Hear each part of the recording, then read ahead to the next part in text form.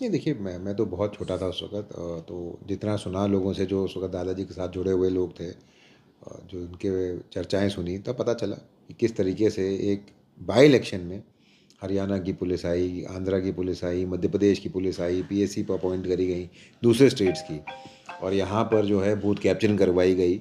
और हरियाणा की पुलिस के माध्यम से यहाँ पर उस वक़्त बूथ कैप्चरिंग हुई, वोट डलवाए गए। और ये देश का पहला इलेक्शन था जिसको वोटिंग करने के बाद काउंटर मांड किया गया, कैंसिल किया गया। और इसलिए कैंसिल किया गया कि जो सरकारी एजेंट्स थे, जो सरकारी बूथ पे बैठे थे लोग, 18 से 20 लोगों ने लिख के दिया कि हमारे यहाँ पर बूथ कैप्चरिंग हुई है, हमारे यहाँ पर 100% 100% वोट बूथों में डाली गई है। और उसके साथ साथ एक नियम होता है कि जब भी आप कोई चुनाव कराते हैं और उसमें कोई बाई इलेक्शन होता है, और अगर आप किसी और स्टेट से पुलिस की टीमों को बुला रहे हैं या पीएससी बुला रहे हैं, तो आपको इलेक्शन कमीशन ऑफ इंडिया की परमिशन लेनी पड़ती है। इसमें बिना परमिशन के इलेक्शन कमीशन ऑफ इंडिया के यहाँ पर पूरे पुलिस बल तैनात करी गई, जिन्होंने गलत रूप से बूथ कैप्चरिंग करवाने में मदद करी, वोट डलवाने में मदद करी। और इसको देखते हुए इलेक्शन कमीशन ऑफ इंडिया ने उस वक़्त इस चुनाव को रद्द किया। रद्द कराने के बाद री वोटिंग कराई गई। तो ये स्पष्ट रूप से दिखाता है कि ये प्रथा देश में शुरू करने वाली पार्टी अगर कोई थी तो कांग्रेस पार्टी थी।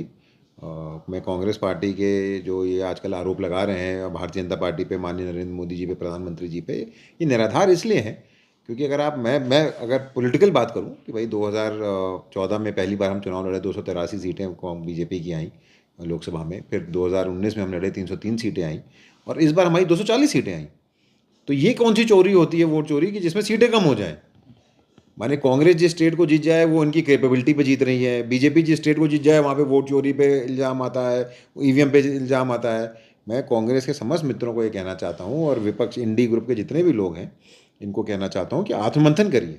चुनाव हारने के बाद बीजेपी कभी ये नहीं कहती कि ईवीएम खराब थी या वोट चोरी की वजह से या विपक्ष की गुंडागर्दी की वजह से हम चुनाव हारे। हम कहते हैं कि हम चुनाव हारे तो हम आत्ममंथन करेंगे क्यों हारे और उसको सुधारेंगे।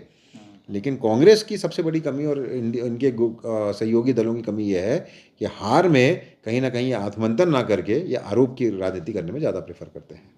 नहीं देखिए, मैंने जैसे आपको बताया, मैं बहुत छोटा था, लेकिन जैसे मैं आपको बताऊं, भरत चौधरी जी माननीय विधायक रुद्रप्रयाग, उस वक्त स्टूडेंट लीडर थे। जब मैं उनके साथ बैठता हूं तो वो कहानियां बताते हैं कि किस तरीके से हर खेत में हेलीकॉप्टर उतरता था। आज के दिन तो आपको भाई कोऑर्डिनेट्स की ज़रूरत होती है, क्लियरेंसेस की ज़रूरत होती है, लेकिन वो एक ज़माना वो भी था जब माननीय स्वर्गीय इंदिरा गांधी जी ने प्रधानमंत्री होते हुए 12 से 14 मीटिंगें करी बाई इलेक्शन में। बीबीसी ने पहली बार कोई चुनाव कवर किया इंडिया का तो बाई इलेक्शन कवर किया स्वर्गीय हेमवती नंदन बहुगुणा जी का।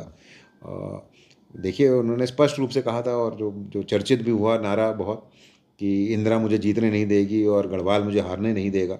ये नारा स्वर्गीय दादाजी ने बोला था, और ये जनता ने साबित भी किया कि अत्याचार के खिलाफ, परिवारवाद के खिलाफ, इंदिरा गांधी जी की गलत पॉलिसीज़ के खिलाफ उन्होंने कांग्रेस को छोड़ा था। और मैं एक बहुत स्पष्ट रूप से आपको बताना चाहता हूँ, ये जो लोग कल मेरी फेसबुक पे टिप्पणी भी कर रहे थे कि आप भी कांग्रेस में थे, आपके पिताजी को भी कांग्रेस ने मुख्यमंत्री बनाया, आपके दादाजी को भी कांग्रेस ने मुख्यमंत्री बनाया, मैं उनको स्पष्ट रूप से जवाब देना चाहता हूं कि अगर आप मेरे स्वर्गीय दादाजी की हिस्ट्री उठा के देखेंगे तो जितने टाइम उन्होंने विपक्ष की राजनीति करी उससे कहीं कम टाइम उन्होंने सत्ता की राजनीति करी।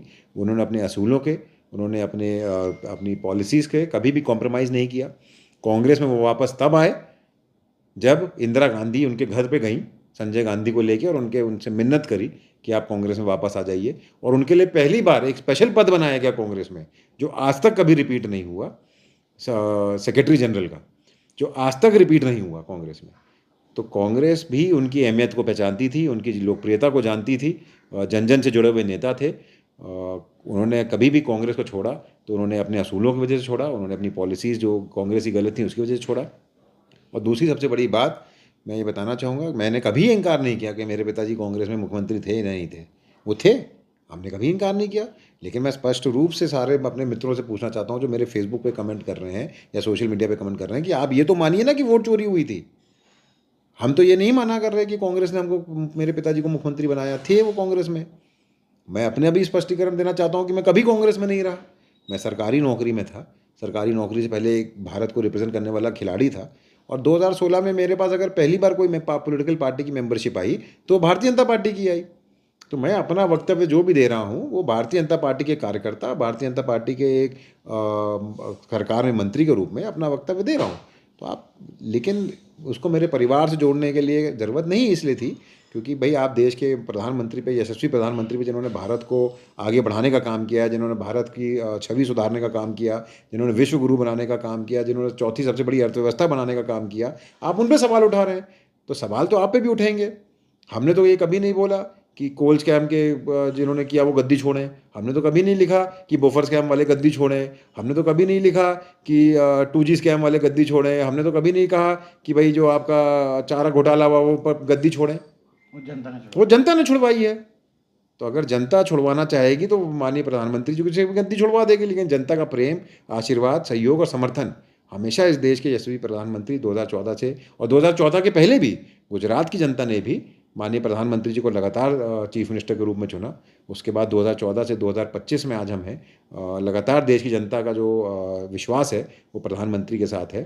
तो इसलिए मैं माननीय समस्त अपने विपक्ष के मित्रों से निवेदन करूंगा कि अपने आप का आत्ममंथन करिए, अपनी पॉलिसी को सुधारिए, अपने नेताओं के बोल को सुधारवाइए और जनता से जुड़ने का काम करिए, ना कि अनर्गल बयानबाजी करके देश के यशस्वी प्रधानमंत्री के ऊपर सवाल उठाइए।